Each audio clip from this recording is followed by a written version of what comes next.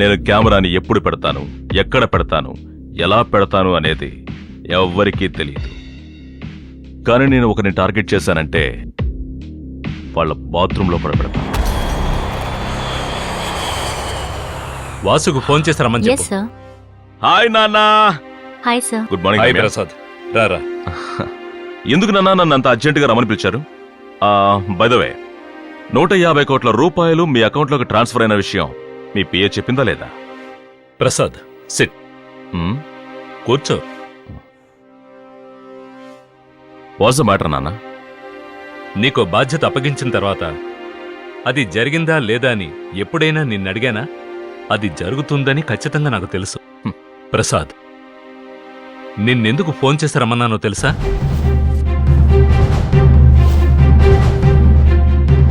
అదే మీరు సీఎంని మీట్ అయ్యి సమస్యని సాల్వ్ చేశారు కదా, మరి ఇంకేంటి? అది కాదు ప్రసాద్, సీఎంని కలిసిన ఆ రోజు రాత్రి ఎవరి దగ్గర నుంచో ఒక అన్నోన్ కాల్ వచ్చింది.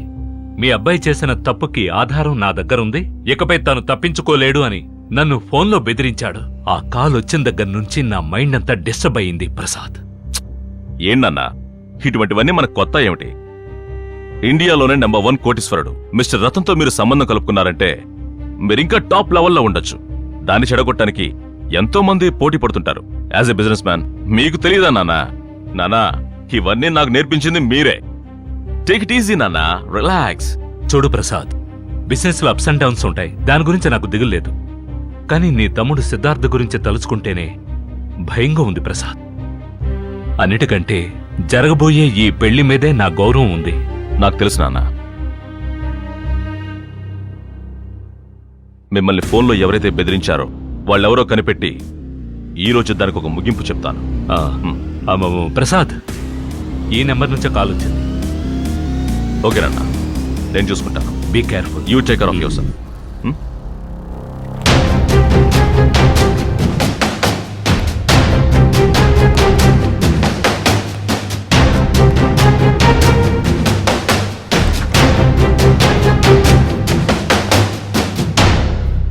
డాడ్, రా సిద్ధార్థ్. నా గురించి చెప్పడానికి అతను అర్జెంటుగా ఢిల్లీ నుంచి పిలిపించారు అంటే నన్ను నమ్మట్లేదా? అది కాదు సిద్ధార్థ్, నీ చుట్టూ ఏం జరుగుతుందో నాకు తెలుసు. ఆ బాధ్యత వాడికి అప్పగిస్తే నేను ప్రశాంతంగా ఉంటాను. That's all. డాడ్, మీరు నన్ను బాగా ఇన్సల్ట్ చేస్తున్నారు. ఇతను అనవసరంగా నా పేరు అడ్డు పెట్టుకొని నన్ను అవమానపరుస్తాడు, గుర్తుంచుకోండి. నోరు మీరా. మీ అమ్మ పోయాక నువ్వు నేను బాగుండాలని కోరుకునేవాడు రాతాను. మీ అమ్మ ప్రాణాలతో ఉన్నప్పుడు నీకంటే వాడి దగ్గరే కొడుకనే ప్రేమ చూపించింది.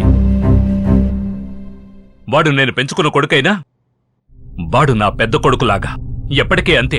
నువ్వు నా కన్నీళ్లు తొడవచ్చు, కాని వాడు నాకసలు కన్నీళ్లే రానివ్వడు. You remember that. కొడుకు కొడుకు అంటున్నారు. వాడు మా అమ్మకు పుట్టాడా లేదంటే మీకు పుట్టినోడా? ఏ సిద్ధార్థ్, నేను మాత్రమే మీ కొడుకుని, నేనే మిమ్మల్ని నాన్న అని పిలవాలి. ఏ సిద్ధార్థ్, నాకు తను నచ్చలేదు, ఏమాత్రం నచ్చలేదు. Stop it Siddharth. తను నా విషయంలో జోక్యం చేసుకున్నాడంటే అనవసరంగా టార్చర్ పెడతాడు. అలాంటిది ఏదైనా జరిగిందంటే నేను ఈ పెళ్లి చేసుకోను. ఏయ్ సిద్ధార్థ్, ఏయ్ ఆగరా. ఓ